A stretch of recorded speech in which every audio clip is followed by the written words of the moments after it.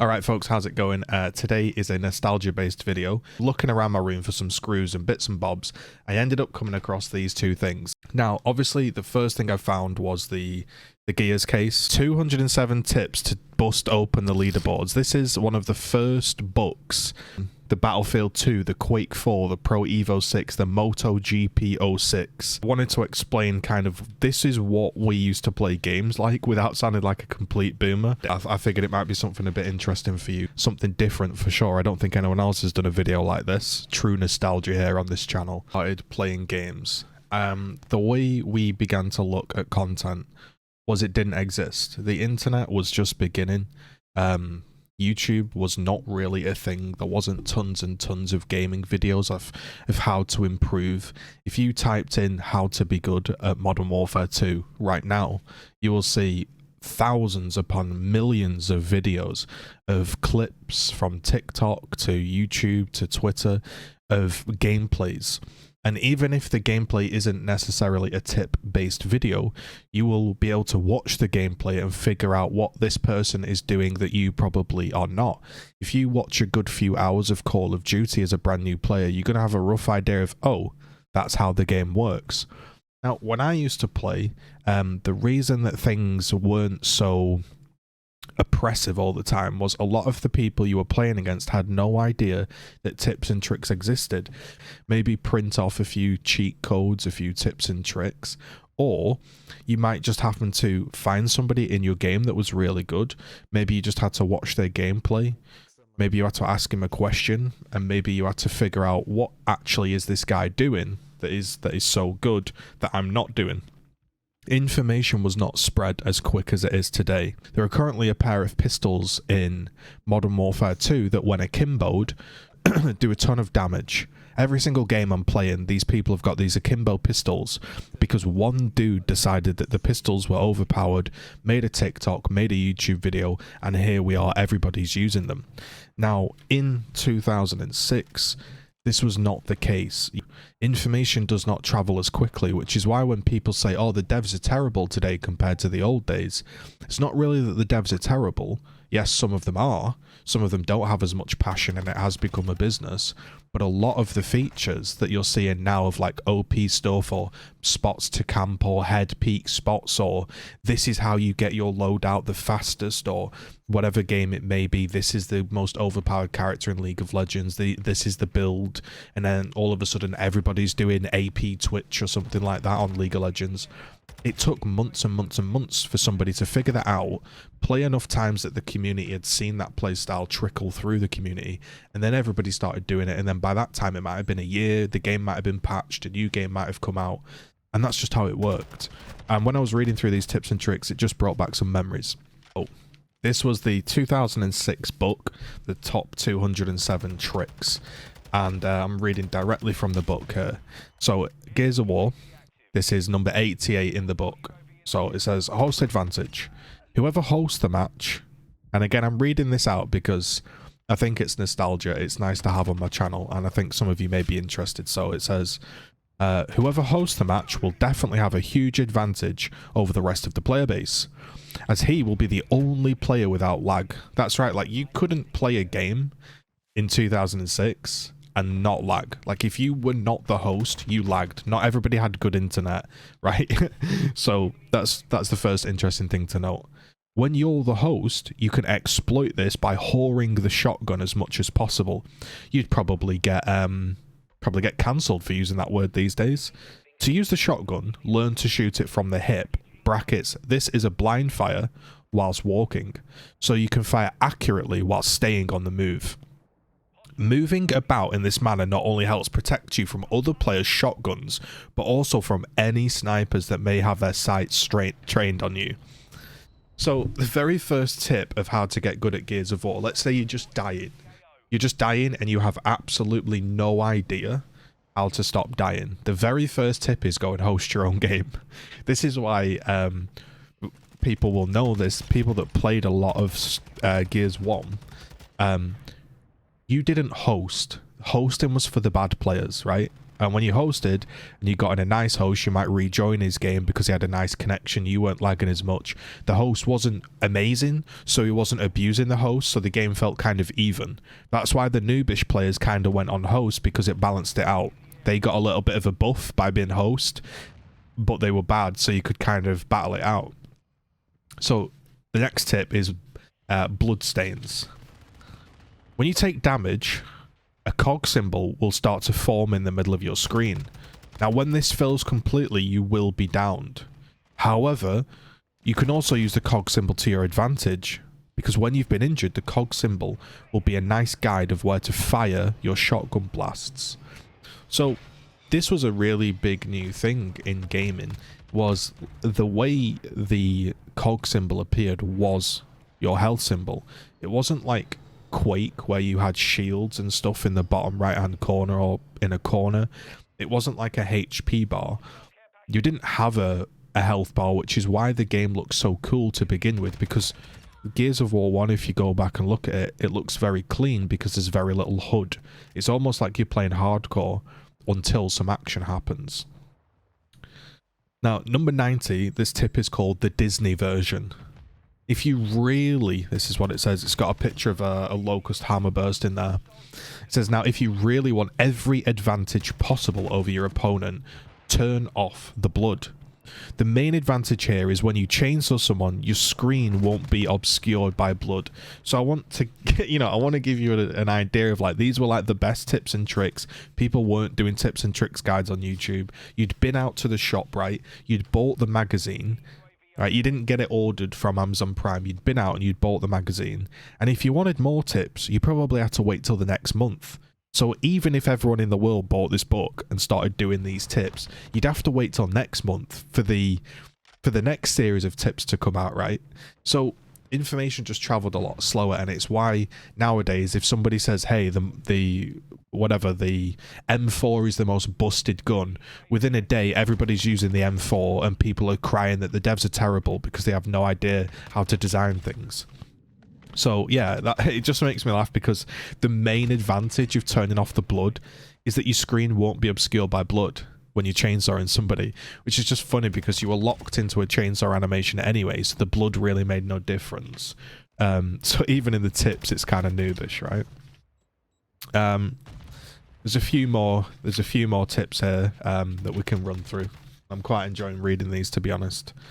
Number 91 in the book, should I say, right? We've got magic bullets. In gunfights, whoever takes the advantage of the active reload will gain the advantage. Or as it's known around these parts, magic bullets. So actives were known as magic bullets. Now, if you nail your active reload, your magic bullets will flash on the HUD for approximately 15 seconds before reverting to standard non-magic bullets. Take advantage of this by emptying your shotgun bar one shell at the start of the level and not reloading. If you wait to see an opponent and then nail the active reload, you'll instantly have an advantage. This is why you will sometimes see teammates firing their shotgun at the wall when the level begins. I'm sure we've all seen that. And this has got a picture of a... If we can knock off the blur for just a second here. Let's get production on this. You can see a boomer at the wall there and a drone. Judge, Juror, and Executioner is the next one. Now, a lot of people know this by now, but in Execution, always finish off a downed opponent with a close range shotgun blast to the head or a melee attack. These don't involve any lengthy animations, and they don't leave you vulnerable to any sniper shots, boom shots, or whatever else is thrown at you. Just finish off your opponent and roll to safety and take stock of your next situation, which is why you'll see everybody sprinting in. You remember? It was like you would like melee roll at the same time away from your kill, because it was like the quickest thing you could do and get out of the way. Next, we're going to move on to some non-host tactics here. The biggest part of becoming good at Gears of War is beginning to learn how to combat host advantage. I agree. Always find out who the host is, whatever he is using, and alter your tactics to accommodate. That's right. Now, the golden rule is to never, ever ever take on the host in a one-on-one shotgun battle. Ever. That's what it says. Word for word. You will almost always lose. Instead, counter the host shotgun with the pistol whip. like think about like how ludicrous these tips are. And if people were to go ahead and practice them for a few months and then it weren't working, they have to wait for the next period of time till they figure out, oh, well, I've practiced that. Like, you start out, you pistol whipping the host, it's not going well. So then you think, oh, well, maybe I'm not doing it well enough. You keep practicing, it's not going well enough. Then you wait for some next tips. Or then you wait for a lobby where someone's dominating the host and you try and spectate him to figure out what he's doing whilst you're dead. Like, you have very, very small periods of time to figure out what's going on, which is why information travels slower. And it's, yeah, the games were just less sweaty. It's pretty funny that, I don't know if you can see this, but there is like a line of text here, slightly rubbed out, and in none of the other pages, honest to God, nothing's... I wish I could show you. Let me turn the blur off. On all of the other pages, the text is perfect, but when you go to this Gears of War section, right here, the text is beginning to fade out, because I've obviously looked at this book before. So let's go back to where we were. Instead, counter the host shotgun with the pistol whip. The pistol whip downs in 2 hits and is the most effective way of taking the host down from close range. You want to use the pistol's melee attack and then, while the host is stunned, run from behind to avoid a close range shotgun blast and melee him down. Then a third pistol whip will kill him, so they're wanting you to run up to the host head on, melee him, circle round, melee him, and then melee him down. Alternatively, follow up a pistol whip with a few shots, negating the need for the second hit. To get close enough to pull this off, you'll need... listen to this. Like, this is how different it was. To get close enough to do this, you'll need to roll in towards the host at an awkward angle. So, and bear in mind, right, it was an omnidirectional roll. You could only roll forward, left, right, or back. And they're saying... come in and roll towards the host at an awkward angle. Rolling at the host head on will certainly result in death. So roll to the side first, then come towards the host and make it difficult for them to lock onto you. Then, when you're in range, it's time to begin cracking skulls with the pistol. Everyone will hate you for it. Yes, this is where the term pistol whipping fucking noob came from. But it's not like the game's designed well, is it? It's not like you designed the game, is it? Like, what? I don't know what tip we're on right now, but we've also got next the snipe tip. So this says, canals is always the snipe map. Canals is always... canals almost always sees a player on each team rush for the long shot. Then, they will train their sights on the enemy sniper on the other bridge.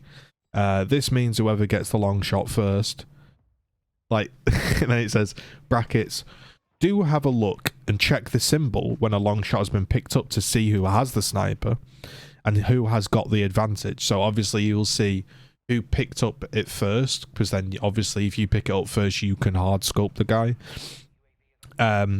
So what do you do if you're the second guy to get the long shot?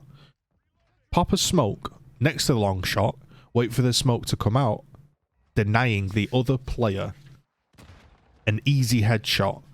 Although it's not quite as dangerous if both snipers are locked and loaded, it's worth the time throwing a smoke by the... Or let me rephrase this. And then it says, although it's not quite as dangerous, if both snipers have picked up the sniper and you haven't, and everyone's locked and loaded, it's worth throwing your smoke by the torque bow before picking it up for the same reasons, because the sniper could be honed in on you. Throw a smoke. So, like, smokes were seen as like a tip, and smokes really didn't do much in Gears 1, but people will note that if you threw a smoke, you could find out where people were based on where they called out. That's kind of a rare one.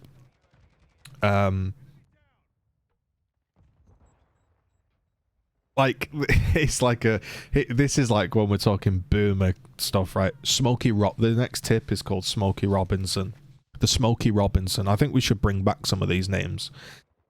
It's not going to win every match for you, But one cool tactic with frag grenades is to have a teammate, like, think about this, is to have a teammate throw a smoke towards the enemy, and then you throw a frag grenade in afterwards. The smoke will disguise the actual frag grenade, so that all the other team have to work out what this sound is, where it bounced, and use clever guesswork to avoid the frag grenade. Either way, it's infinitely preferable to just throw in an exposed frag grenade in there where everybody can see it and dodge it with no hassle. So if you ever want to lob a smoke in, followed by like, say you're playing Modern Warfare, you want to throw a flash, then a Semtex, let's start calling it the Smokey Robinson again. Now, this is the Smokey Robinson part 2. The cool thing about the smoke, is not how obsessed they are with the smoke, is how it can be used and come as a really good diversion tactic. What a good Gears of War player does is count the players he sees and relays that information to his team, so together they can work out where exactly the enemy team is and who is accounted for. So this is like 2006, trying to get people to do a bit of a call out. Not only does the smoke provide great cover for getting away and reshuffling your team and numbers, but it also distracts players. So you see like how tactical and slow the game was at the beginning. Like, it wasn't this like steaming and die. It was like, oh, they know we're going high side. Okay, let's all move around kind of vibes, right?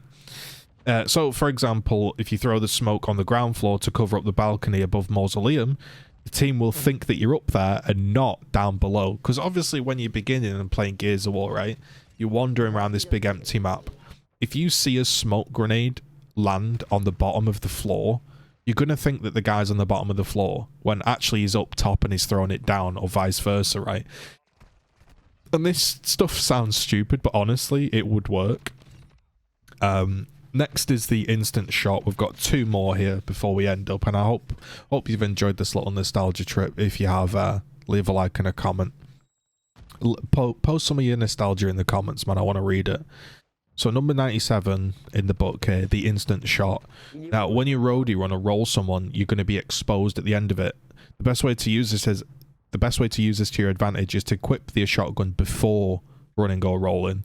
Then hold on to the right trigger as you do so. As soon as you exit the run or the roll, the right trigger will shoot. As soon as you exit the run or roll, you'll fire that shotgun blast. Use the roadie run or the roll to get up close, and it should do enough to kill or down your opponent. So, like, people would probably, like, this was obviously before no delays and all of that stuff. People would literally be rolling with the trigger held down, trying to shotgun you, which explains why so many people missed. The last one, the final tip of the day, and we've got a picture of Marcus and Dom there. Kindly stop that. Finally, a lot of Gears of War animations are canned, meaning you have to wait for them to end before you can do anything to retaliate on behalf of your team. So you would curb stomp someone, there'd be a frame of invincibility, you couldn't die, which is how clutches kind of came about a little bit, because it wouldn't happen very often, but even at like playing against good players, you might be in a 2v1, you might down somebody, and you could instantly curb stomp them. And not only would you become invincible, there'd be a frame when you came out of the curb stomp where you couldn't be basically shot. So if he mistimed it, he then has shot, so he's got no other bullet to shoot for a fraction of a second. Maybe you can escape or counter him. So, you know, there's an element of that, should I say, that has gone. The most notable exception to this is the curb stomp. If you see someone curb stomp a downed ally, you can interrupt the curb stomp with a chainsaw. But how do you stop a potential curb stomp? If you play an execution and you see an ally downed by lance of fire, you can be 99% sure a curb stomp will follow. Like, I'm sure you saw this in Gears of War.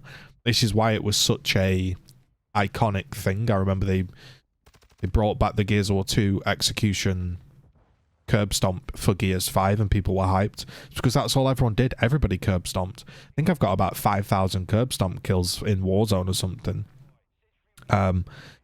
So they're saying, yeah, if you see somebody down by Lancer Fire, you're gonna be sure that someone's gonna be pushing them to curb stomp them.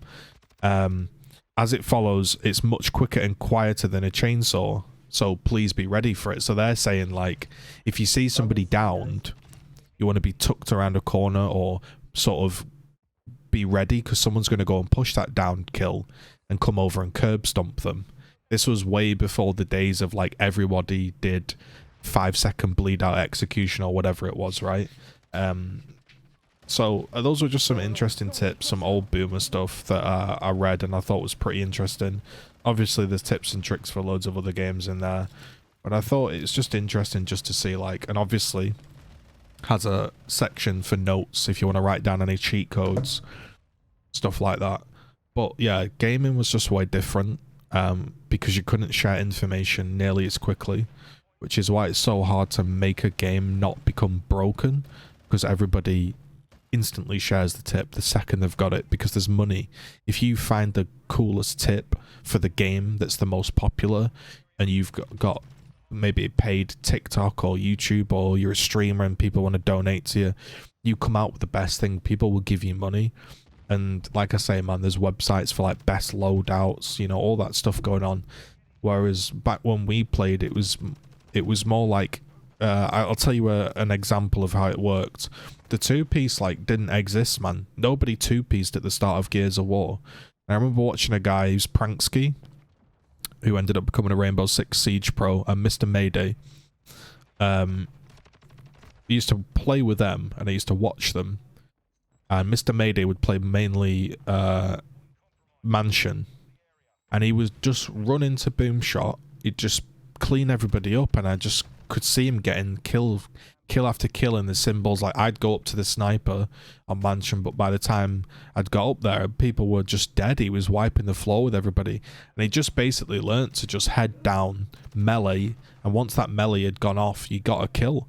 And that sounds really obvious, but until you then died and then spectated him and begin to watch how he was playing and what he was doing, then you were like, oh, that's what he's doing. And then I didn't post it to YouTube or explain tips or anything like that. And, you know, it was just like, oh, nice, I've figured it out. And you might tell your friend in private chat. There was no party chat. Or, yeah, it was just a different time. So that was probably like my last piece of Gears of War nostalgia I've got for you. But good times, boys, good times. Leave a like, leave a comment. Peace.